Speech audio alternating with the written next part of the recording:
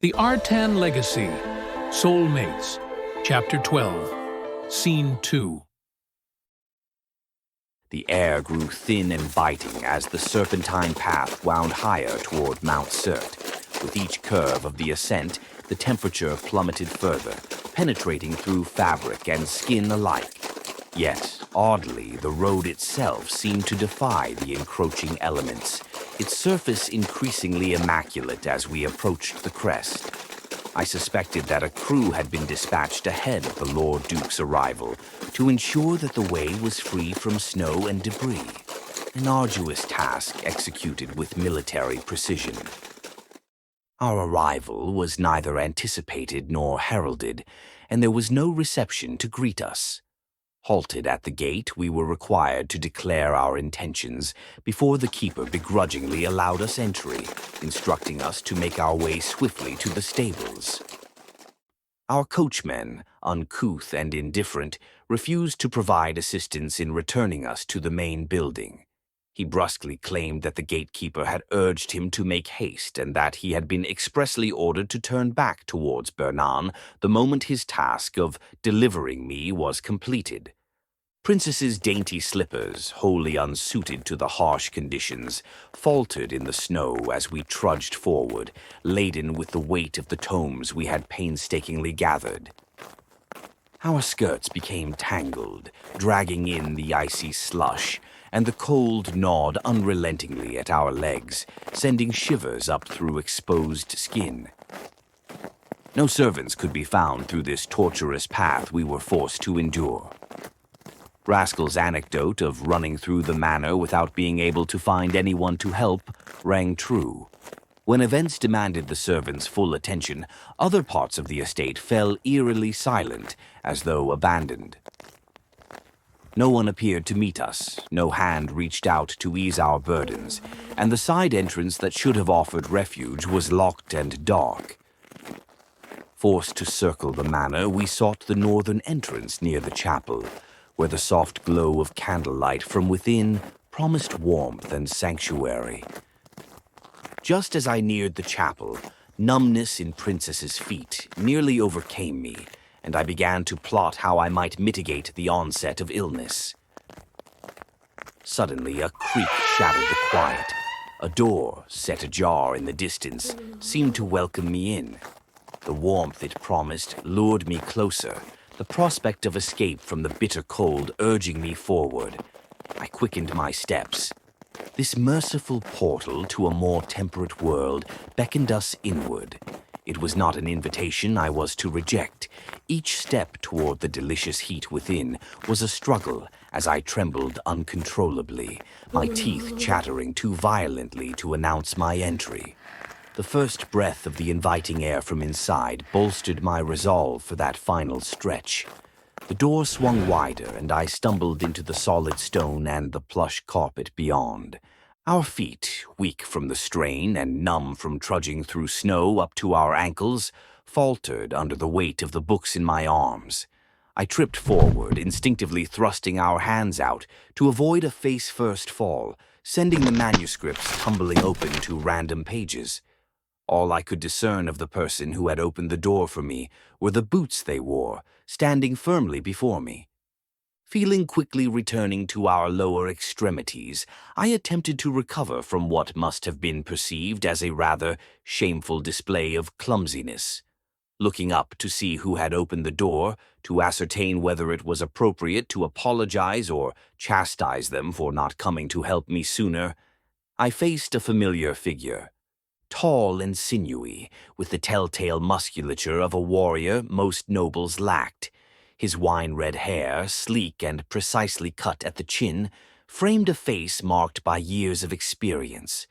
Lines that once had been hidden now etched deeply across his countenance, each wrinkle a testament to the battles fought and the wisdom gained. Distinguished, carefully trimmed beard adorned his lips, corners of the mouth, and descended down his chin as if closing a lock. This was the Duke of Teleran, Duke of Ancine, Count of Sudin, Count of Trepton, Count of Rasli, Count of Yalthin, Baron of Tredian, Baron of Worminton, Baron of Sert, and Baron of Juliet, a strategic genius under whose banner tens of thousands of men fought, and master of Highsummit Manor, Archiments Cafligen, often called the Steel Duke, the Liberator of Portolec, or the Reaper of Tashinor, depending on where he went.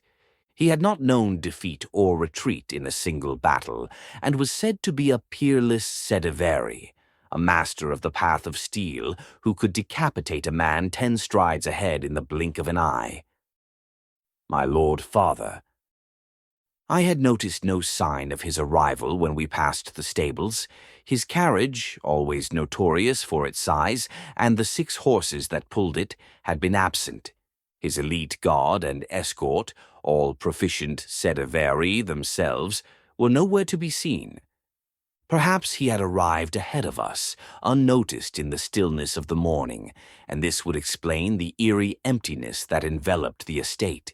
Yet, that did not justify why he now stood alone before an unmanned door, seemingly awaiting us. Old manuscripts, Princess. Is that what occupies your studies now? His tone was mild as he eyed the open pages scattered at my feet. He alone, aside from myself, dared to use Princess's sobriquet with impunity. My irreverence was excused by my pitiable condition.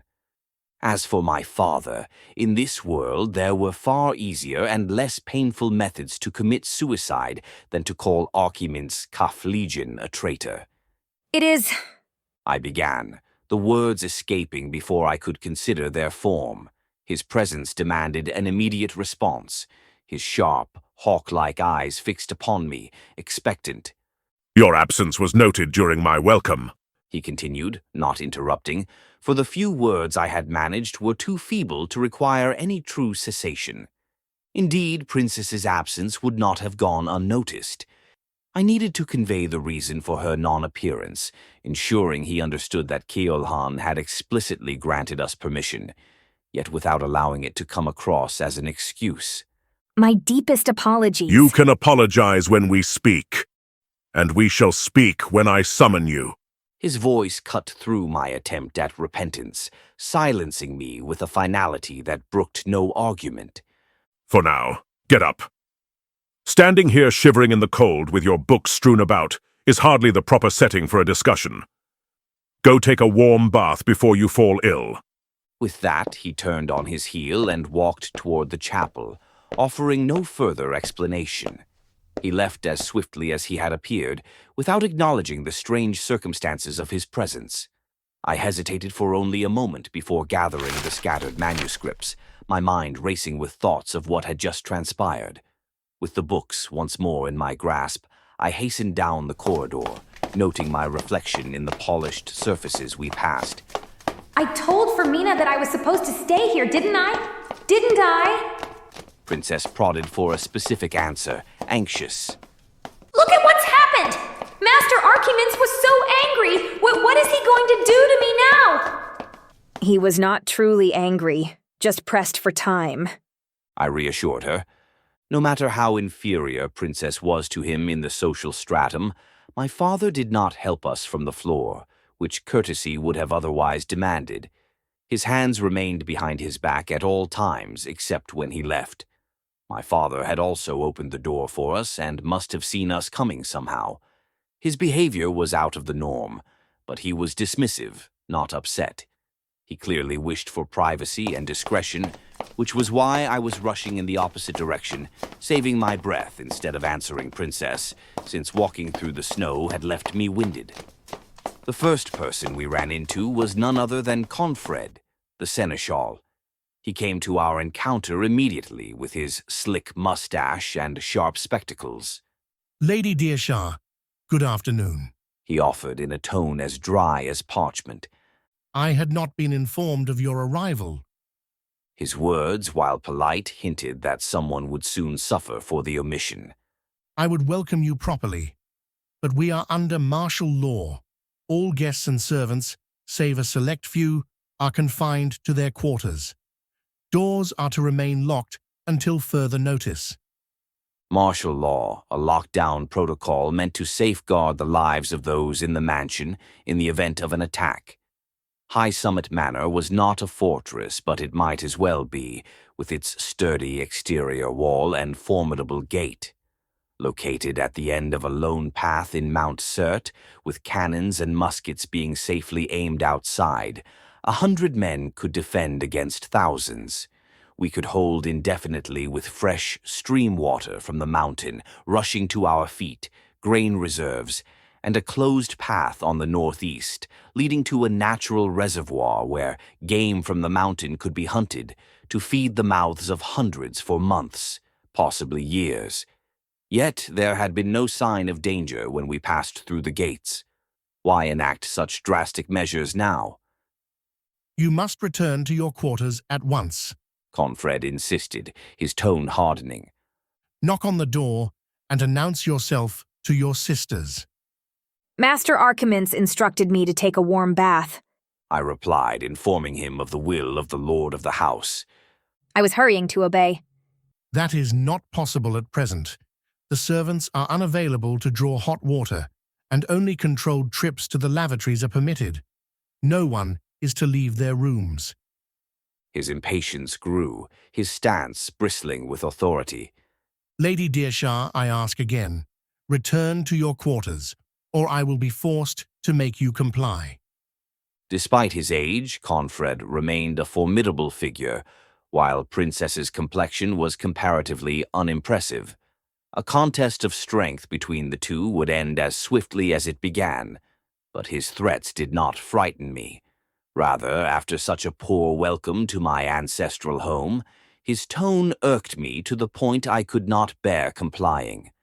Then I am fortunate to have found you, Confred. I smiled, defying his menace.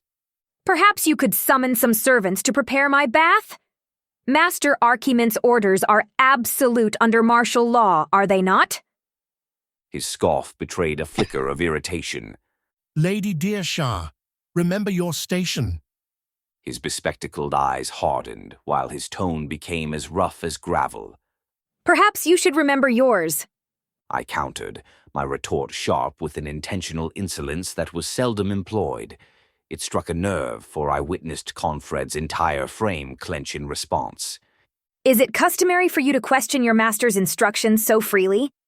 The Lord Duke wishes to speak with me urgently, though at a later, undisclosed hour. Upon my arrival, no servants were present to assist me, nor to help with my burdens. I trudged through the snow in these shoes, Confred. I am freezing. Our master suggested a warm bath, that I may prevent illness.